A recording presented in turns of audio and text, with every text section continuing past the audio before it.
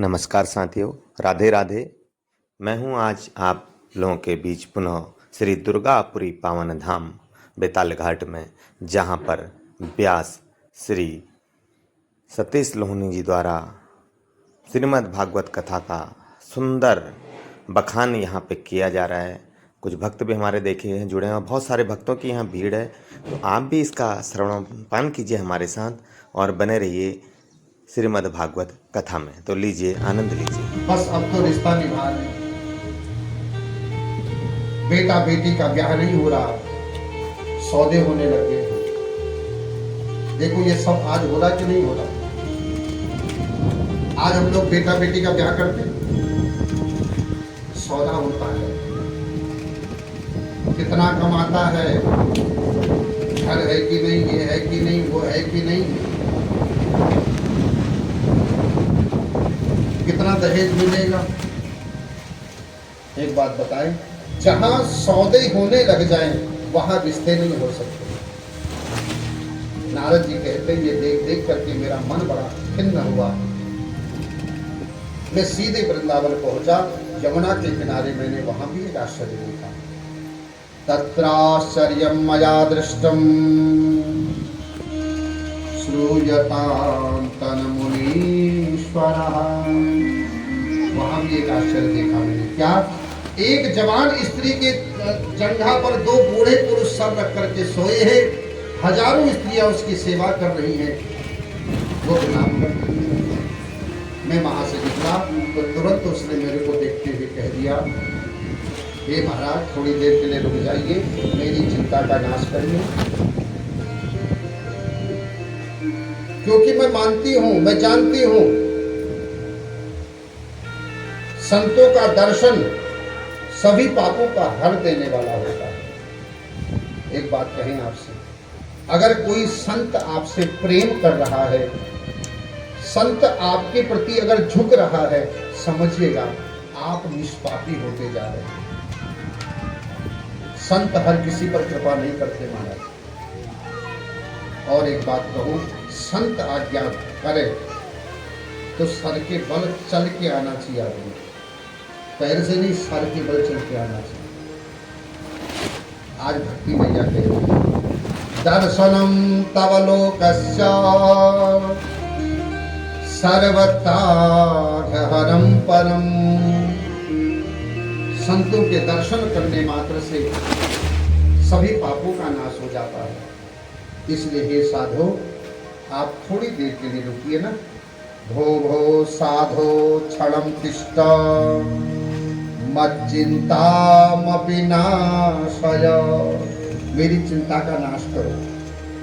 देखो संतों से प्रश्न ऐसे है, मेरी चिंता का नाश हो जाए, मेरे पापों का नाश हो जाए। नारद जी कहते मैं रुका, मैंने फिर पूछ लिया, जब उसने बुलाया मुझे तो मैंने भी पूछा, काशी तुम कायमो, आप कौन है, ये सब कौन है, ये सब क्या है मांग रहे। तब उसने कहा, अहम भक्तिर्तिख्याता इमो में तनयो मतो ज्ञान वैराग्य नामानो काल योगे न जल जलो। मेरा नाम भक्ति है, ये दोनों मेरे बेटे हैं, ये ज्ञान है, ये वैराग्य है, ये यमुना सरस्वती आदि नदियां हैं, मेरी सब सेवा करने के लिए जा रही है। नारद जी तो तुरंत ही मैया के चरणों में गिर गए।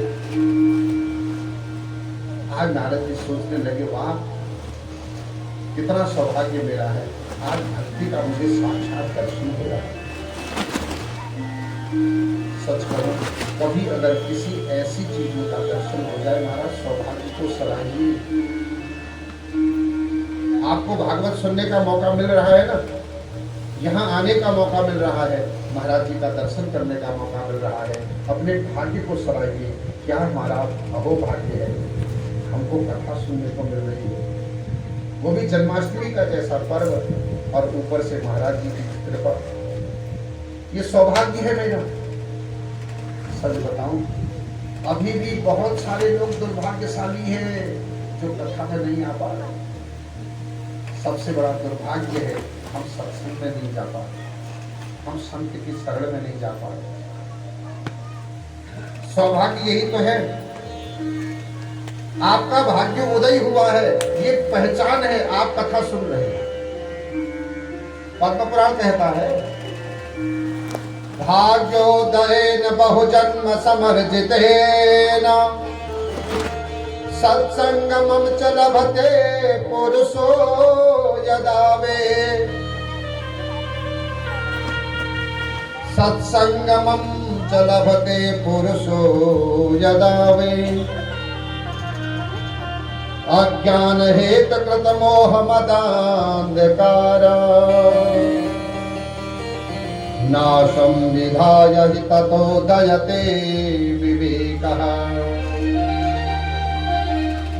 भाग्योदयेन बहुजन्म समर्जितेन, आपके कई जन्मों का भाग्योदय हुआ है, ये पहचान है, आपको कथा सुनने को मिल रही है।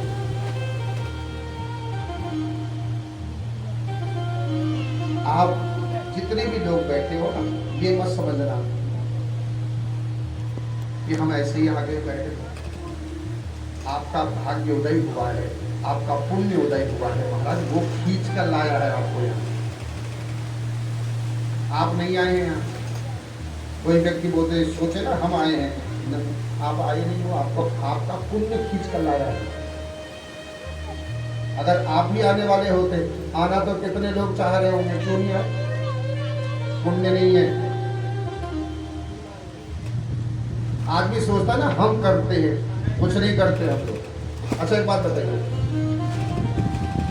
चाड़े जैसे जैसे आते हैं, चाड़े जैसे जैसे आते हैं, आप और हम कुछ करते हैं? जो गरम कपड़े आपने बक्से में रखे हैं ना, वो अपने आप निकलने लगते हैं।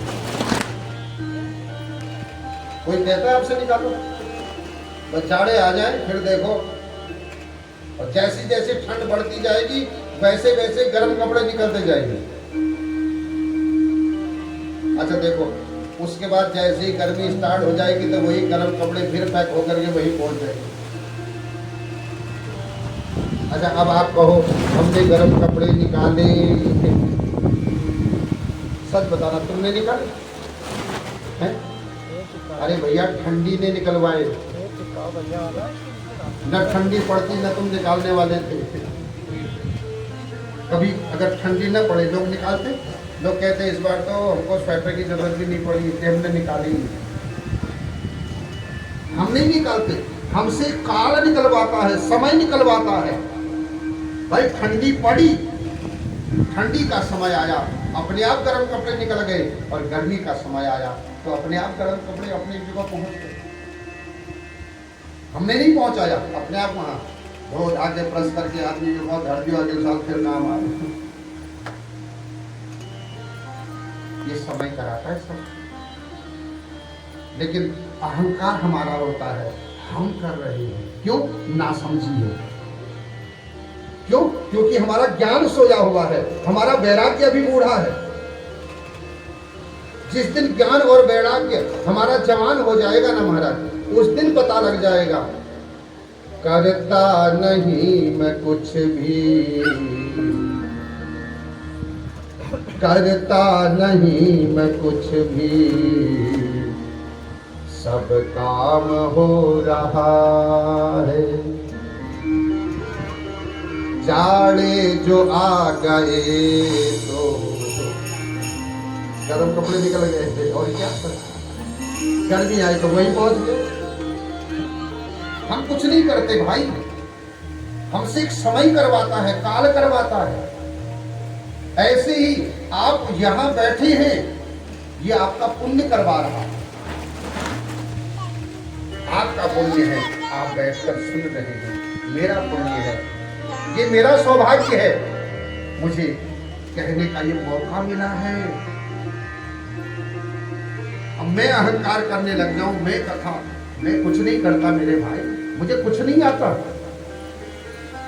मेरा पुण्य करा रहा है, गुरु कृपा करा रही है। लेकिन ये अनुभव कब होगा? जब मुझे ज्ञान हो जाएगा। और ज्ञान जब तक नहीं होगा, यही कहेंगे बिल्कुल हमूल करा ये बार महाराज जी, हमूल लेट को फिर हमूल को ना करो। सच बताऊं, पुण्य न होते, न न आप पढ़ाने की सामर्थ्य रखते हैं, न आपको ये प्रेरणा दे सकता है कोई। ये पुण्य करवा रहे हैं आपके। आज भक्ति कहती है अहम भक्ति रीति ख्याता, मेरा नाम भक्ति है। और नारद जी कहते हैं अहो भाग्यम, अहो भाग्यम, अहो मेरा कैसा भाग्य है बताओ, भक्ति का साक्षात दर्शन मुझे हो रहा है। कौन है ये भक्ति? जो भगवान को प्रिय है। एक बात बताऊं, भगवान को धन प्रिय नहीं है, भगवान को संपत्ति प्रिय नहीं है, भगवान को भक्ति प्रिय है। भक्ति प्रियो माधव। एक बार एक प्रश्न उठा है, भगवान को कौन पा सकता है? भगवान किसको मिलते हैं? किसी ने कहा धन वालों को मिलता होगा, तो तुरंत कह दिया अगर धन वालों को भगवान मिलता तो सुदामा के पास कौन सा धन था जिसका नाम सुनते ही कृष्ण दौड़े चले आए। तो ये प्रश्न ही खत्म हो गया कि वो धन वालों को मिलता है। फिर किसी ने कहा बूढ़ों को मिलता होगा, तो कह दिया 5 वर्ष के ध्रुव कौन सा बुढ़ा था जिसको देखने भगवान चले आए, दर्शन देने नहीं, देखने, दृदिच्छया। फिर किसी ने कहा शायद बड़ी जाति वालों को मिलते होंगे, तो फिर किसी ने कह दिया का जातिर विदुरस्य यादव पति। वो विदुर कौन सी ऊंची जाति का था जिसके लिए भगवान ने 56 भोग ठुकरा दिए। फिर किसी ने कहा तो शायद वो ताकतवरों को मिलता होगा, उग्रसेनम किंबलम। इस संसार में अगर सबसे कमजोर कोई है वो एक बाप होता है। बाप से ज्यादा कमजोर कोई नहीं होता दुनिया में। क्यों? वो आदमी दुनिया के सामने नहीं झुकता, लेकिन उसकी औलाद उसे झुका देती है। कोई ऐसा बाप नहीं होगा जो अपने औलाद के सामने न झुका हो। अगर कोई नहीं झुका है ना महाराज, सौभाग्यशाली है, उसको ऐसी औलाद मिली है जिसने झुकाया नहीं। वरना कोई ऐसा बाप नहीं जो औलाद के सामने न झुके। सारी दुनिया से लड़ लेगा, सारी दुनिया से जीत जाएगा, लेकिन औलाद से नहीं जीतेगा। इसलिए बाप को सबसे कमजोर कहा गया है। उग्रसेन कंस के पिता सबको जीतने का दम रखते थे, लेकिन अपने ही बेटे से हार गए और कारागृह में पहुंच गए। और भगवान की कृपा देखो, सबसे पहले अपने माता पिता को नहीं, उनको मुक्त कराकर राजा बनाया, फिर अपने माँ बाप को छुड़ाया। उग्रसेनम किम बलम। वो उग्रसेन के पास कौन सा बल था कि भगवान ने पहले उनको छुड़ाकर राजा बनाया। ये भी सिद्ध हो गया भगवान बल वालों को भी नहीं मिलता। फिर अंत में, प्रश्न तो बहुत लंबे हैं, तो अंत में फिर प्रश्न किया गया, भाई तो ये तो बताओ भगवान मिलते किसको है? तब वेदव्यासी ने कहा भक्ति प्रियो माधवा। जहां भक्ति होती है भगवान उसको मिलते हैं। अच्छा, आप लोग ये समझ जाओ, भगवान उसको मिलते हैं जिसके पास भक्ति होती है। और भक्ति आ जाए ना, भगवान को बुलाना नहीं पड़ता, भगवान बिना बुलाए आते हैं। प्रमाण है मेरे पास, सबरी मैया। सबरी मैया के पास भक्ति थी। अच्छा, आप कहोगे चलो ये तो गुरु के वचनों पर चलती थी इसलिए भगवान मिल गए होंगे। दूसरा उदाहरण है रावण। रावण ने सीता रूपी भक्ति को जैसे भी हो अपने घर में लाया। रावण इसीलिए विद्वान है, अरण्य कांड में पढ़िएगा। अरण्य कांड में रावण कहता है क्या राम का जन्म हो गया, ब्रह्म का जन्म हो गया? कब पता लगा उसे? आपने राम कथा सुनी है? तो राम कथा में सुना होगा प्रसंग।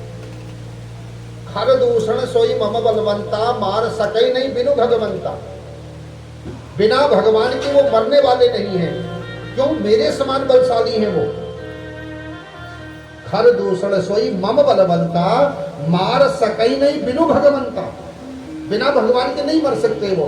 तो क्या भगवान आ गए? रावण सोचता है रात भर आज, और फिर मन ही मन में सोचता है ताप का सवेश विशेष विशेष। मैं कामी, क्रोधी, लालची, मांस खाने वाला, मदिरा पीने वाला, मुझे ब्रह्म नहीं मिलेगा। रावण आज विचार करता है, क्यों? क्योंकि रावण शास्त्रों को जानता है, और जो शास्त्र पढ़ा होगा, शास्त्र समझा होगा, विचार वही कर सकता है। जिसने शास्त्र नहीं पढ़े हैं, जिसने शास्त्रों के संग नहीं किया है, वो विचार नहीं कर सकता। आज विचार करता है, मेरे में 1000 जन्म भले ही हों, लेकिन अगर ब्रह्म का अवतार हुआ है तो मैं ब्रह्म को एक बार अपने घर जरूर बुलाऊंगा। क्यों? ताकि मेरे कुल का उद्धार हो। एक बात बताएं, कोई संत, कोई महात्मा, कोई सदगुरु कभी हमारे क्षेत्र में आ जाए, ये एक बात जरूर मन में आना चाहिए, एक बार वो हमारे घर में भी कदम रख दे, उनके चरण पड़ जाते, हमारा भाग्योदय हो जाता। भावनाओं का खेल है सब। आज रावण कहता है, अगर ब्रह्म आ गया है धरती पर तो ब्रह्म को मेरे घर आना पड़ेगा। अब मैं हाथ जोड़कर बुलाने जाऊंगा, वो आएगा नहीं। क्यों? उसको जो शुद्धता, पवित्रता चाहिए, उसके लिए जो, भाई जितना बड़ा आदमी होता है, प्रोटोकॉल भी उतना ही खतरनाक होता है। अब साधारण से ग्राम प्रधान को बुलाना है तो कुछ भी नहीं करो, लेकिन डीएम को बुलाना है तो कुछ तो तैयारी चाहिए, और अगर वही मुख्यमंत्री आ रहा है तो कुछ और तैयारी चाहिए, और अगर प्रधानमंत्री को बुलाना है तो भैया वो तो बाद में आएगा, बेताल घाट की रोड है, पहले चमचमाने लग जाएंगे, सारा नक्शा चेंज हो जाएगा उसके आने से पहले। प्रोटोकॉल भी उतना ही, कोई मिल नहीं सकता, कोई आसपास भटक नहीं सकता। यहां का सब कुछ उस दिन उसकी सुरक्षा घेरे के अधिकार में आ जाएगा। हर कोई नहीं मिल सकता उससे। हाँ, वो चाहे तो किसी से भी, कहीं भी, कभी भी मिल सकता।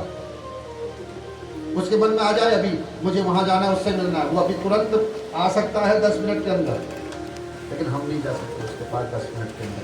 10 मिनट छोड़ो महाराज, हम 10 सालों में नहीं मिल सकते उसको। रगड़ते रहो आप घुट में। रावण विचार करता है, ब्रह्म को मुझे घर बुलाना है। देखो, रावण चाहता वन में जाकर के राम का दर्शन करके अपना उद्धार करा लेता, लेकिन उसने कहा मुझे अपना नहीं, मुझे अपने कुल का उद्धार कराना है। क्यों? मैं तो पढ़ा लिखा हूँ, ज्ञानी हूँ, जानता हूँ, मैं तो अपना उद्धार कर ही लूंगा, लेकिन मुझे कुल का उद्धार कराना है, जिनको कुछ पता नहीं है, मांस खा रहे, मदिरा पी रहे, भोग में पड़े हैं, तेरा मेरा इसके अलावा कुछ नहीं जानते हैं जो लोग, उनका उद्धार कराना है मुझे।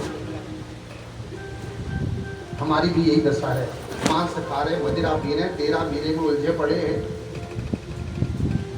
इन सबका उद्धार हो। इसीलिए महाराज जी के मन में विचार आया कि चलो भागवत की कथा करवा दी जाए, किसी का तो कल्याण हो जाएगा सुनकर, किसी का तो उद्धार हो जाएगा।